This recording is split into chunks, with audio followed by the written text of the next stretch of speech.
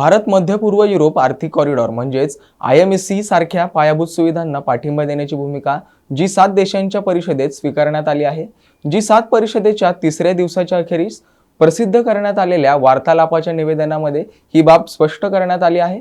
शुक्रवारी G7च्या बैठकीमध्ये हिंद प्रशांत क्षेत्रामध्ये कायद्याच्या आधारे मुक्त आणि खुल्या वातावरणाबाबतची कटिबद्धताही अधोरेखित करण्यात आली।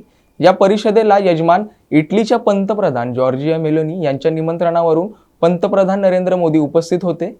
Partnership for global infrastructure and investment अर्थात PGII चे उपक्रम फ्लॅगशिप कार्यक्रम गुणवत्ता असलेल्या पायाभूत सुविधांना यापुढच्या काळात प्रोत्साहन दिले जाईल।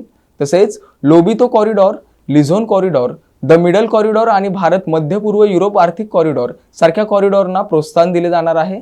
युरोपीय संघ global gateway, great green wall initiative आणि इटलीने आफ्रिकेसाठी आणलेल्या मितेल योजनेलाही प्रोत्साहन दिले जाणार आहे, असे वार्तालापामध्ये नमूद केले गेले आहे।